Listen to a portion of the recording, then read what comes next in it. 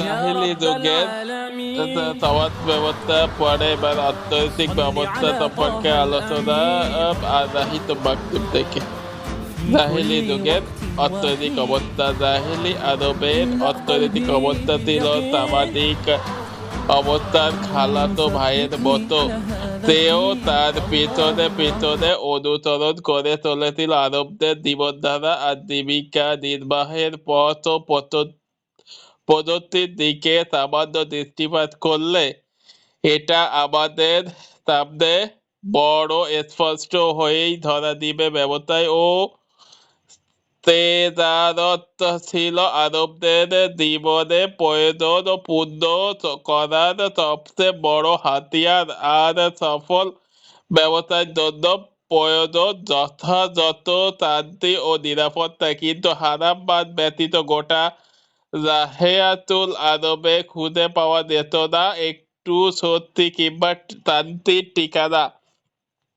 আর এসব কারণে এ সকল হারাম বাতে জারিয়াতুল আরবের মত ইতিহাস খ্যাত উকাজ, জুল মাজাজ ও মান্দাত ইত্যাদি মতো প্রতীত মেলা, কারিগরি বিদ্যা হাত হস্তশিল্পে পরীক্ষায় আরবদের নাম্বার ছিল শূন্য। তামাম দুনিয়ার ভেতরে ছিল তাদের ঘর। কাপড় বোনাও তামরার দামাগততঃ তেরা ফাটা যে সকল কারিগরি হাত হস্তশিল্প গোটা আরবের চোখে পড়তো তা ছিল ইয়েমেন, হীরা আর সিরিয়া সংলগ্ন অঞ্চলগুলোতে। কেবল কৃষিকাজ আর পশুপালনের ক্ষেত্রে জারিয়াতুল আরবের অভ্যন্তরীণ জীবনে কিছুটা বিদ্যাত ছোপ ছিল। আর মাতার ঘাম পায়ে ফেলে আর আরবের অধিকাংশ নারী ছিল সুতা কাটাই ব্যস্ত। কিন্তু চমৎকার ছিল একটাই, মাথার ঘাম পায়ে ফেলে তারা জীবন ধরে যা কিছু তারা কামাই করত দুধের তোমায় চরম নির্মলভাবে সবকিছু শেষ হয়ে যেত। ক্ষুধা, দারিদ্র, ক্ষুধা আর নগ্নতা বিষে বিষাক্ত হয়ে উঠত গোটা আরব সমাজ। চারিত্রিক অবস্থা সন্দেহ নেই আরবদের মধ্যে এমন অগণিত অসংখ্য দুর্চরিত আর অনৈতিক বিদ্যমান ছিল, বিশুদ্ধ বিবেকবোধ আর সুনির্মল মানসিকতা যাকে কোনো দিনও সমর্থন করবে না। কিন্তু এর পাশাপাশি তাদের মধ্যে এমন কিছু উত্তম ও প্রশংসিত চারিত্রিক গুণও ছিল যা মানবীয় বিবেককে হতবাক করে দেয়, মাটি এর মানুষকে ঠেলে দেয় বিস্ময়ের রাজ্যে। নিম্নে এর কয়েকটি সংক্ষিপ্ত ও বিবরণ দেওয়া হলো। এগুলো সব সূত্র সহিহ বুখারী 4376, পাতাব্বর বাড়ি 891। এবার চারিত্রিক অবস্থার দিকে। মহত্ব ও মহানুভবতা,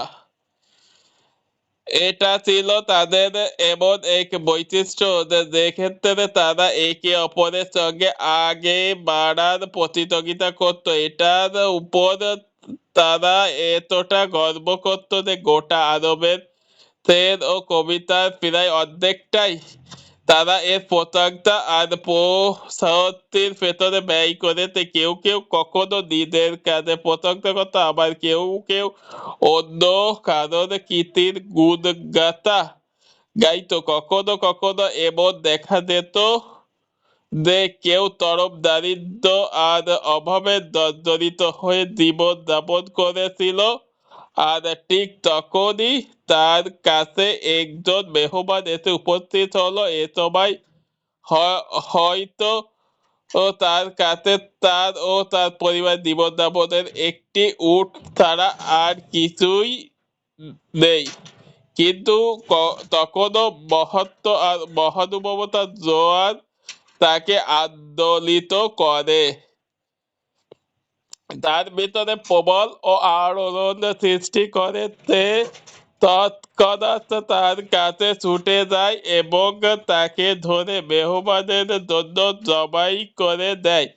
তাদের মহানুভবতা আরেকটি নিদর্শন ছিল অপরের বড় বড় নিয়ত এবং আর্থিক জিম্মাদারি গ্রহণ। এগুলি দ্বারা তারা মানুষকে দগ্ধ আর রক্তপাত থেকে বাঁচিয়ে রাখত এবং অন্যান্য নেতা ও সন্তানদের উপর গর্ব ভরে নিজেরা নিজেদের প্রশংসা করত।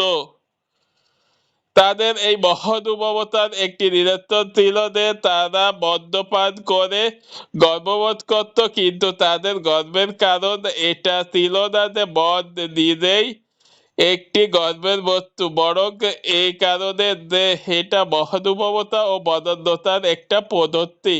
এটা পান করে গোটা সম্পদ উড়িয়ে দিলেও মানুষের মনে সামান্য কটকা উদ্রেক হয় না। মূলত এজন্যই তারা আঙ্গুরের গাছকে করম তথা মধুমমতা আর আঙ্গুরকে করমের মেয়ে বলে আখ্যায়িত করত। যদি রাহেলি যুগের কবিদের কাব্যগ্রন্থগুলি প্রতি দৃষ্টিপাত করা হয়, তবে এর উদারতা আর মহানুভবতা আর একটি বিশেষ অধ্যায় সেগুলো দেখা যাবে। কবি আজাদরা বিন সাদ্দাত আল আফসি তার একটি মুসাল্লাতে প্রাচীন যুগের আরবি কাব্য সংকলন লেখেন। আমি দুপুরে চূর্ণ তাপে প্রচন্ড কমে গেলে একটি কাঁচের সোনালি পাত্র থেকে নেশাকর শরাব পান করছি, আর যখন আমি শরাব পান করি তখন আমার সম্পদ উড়িয়ে দিই, কিন্তু আমার ইজ্জত ভরপুর থাকে, তাতে কোনো চোট লাগে না। অথবা যখন আমার হুঁশ ফিরে আসে তখনও আমি দাদের ক্ষেত্রে ত্রুটি করি না। আর আমার চরিত্র সম্পর্কে তোমরা তো কিছু হলেও জানো। তাদের এই মহানুভবতা আর বদন্যতা আরেকটি ফলাফল ছিল জুয়া খেলায় মত্ত থাকা। তারা এটাকেও মহানুভবতা আর বদন্যতা পাওয়া মনে করত, কেননা তারা এতে যে লাভ পেত কিংবা লাভকারীদের অংশ থেকে যা কিছু অবশিষ্ট থেকে যেত তা দিয়ে তারা মিসকিনদের খাবার খাওয়াতো।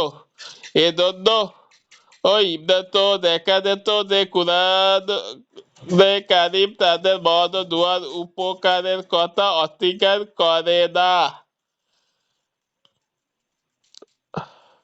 বরং কুরআন কারীম তাদের মদ ও জুয়া সম্পর্কে বলে, আর যে দুটোই পাপ, যে দুটোই উপকারের চেয়ে বেশি।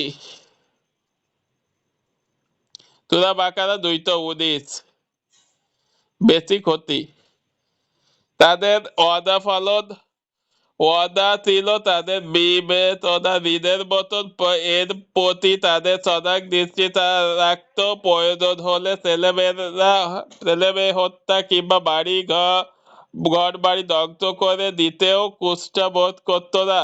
এই ক্ষেত্রে হাদি বিন মাসউদ তাহমানি ও সামাওয়াল বিন আদিয়া এবং আজিব বিন জাহারা ও তামিমের ঘটনা উল্লেখযোগ্য করাই যথেষ্ট। আত্মমর্যাদা বোধ। এর ফলাফল ছিল তাদের বীরত্ব, সাহসিকতা, গাইরাত ও গম্ভীরতা বেড়ে যাওয়া।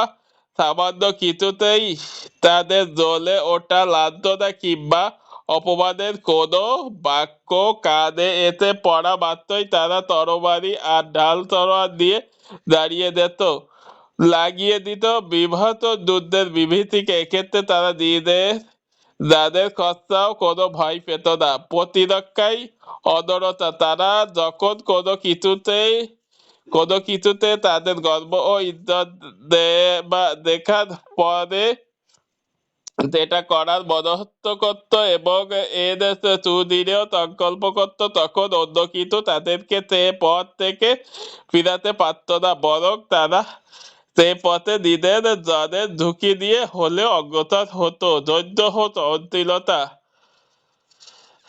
তারা এর যথেষ্ট প্রশংসিত করত, কিন্তু তাদের অধিক বীরত্ব, সাহসিকতা, যুদ্ধ আর সংগ্রামের প্রতি অধিক টান ও তৎপরতার কারণে এটা তাদের মধ্যে খুব কমই দেখা দিত।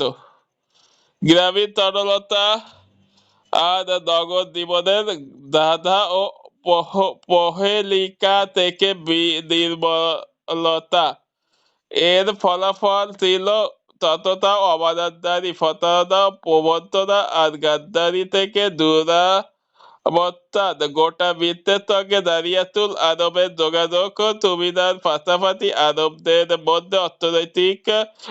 মধ্যে নৈতিক আর চারিত্রিক এইসব বৈশিষ্ট্য আর গুণের বদৌলতে এই আল্লাহ তাআলা তাদের গোটা বিশ্ববাসীর মধ্য থেকে একটি ব্যাপক পয়গাম্বরদের জন্য নির্বাচিত করেছিলেন, তাদেরকে পছন্দ করেছিলেন, গোটা বিশ্ব মানবতার নেতৃত্বের জন্য তাদেরকে বাছাই করে রেখেছিলেন। বিশ্ব মানব সমাজের এক ব্যাপক সংস্কার আর সংশোধনী আনার জন্য, কেননা এ সকল আখলাক ও চরিত্রের কোনটি যদিও কখনো সামাজিক বিশৃঙ্খলা আর নৈরাজ্যের দিকে ঠেলে দিত, কিন্তু প্রকৃতপক্ষে এগুলো ছিল চরিত্রের অমূল্য ভূষণ। এগুলো সামান্য কিছু সংস্কার ও সংশোধন প্রয়োজন ছিল, এগুলোর দিক ও গতি সামান্য একটু পরিবর্তনের প্রতি মুখাপেক্ষী ছিল।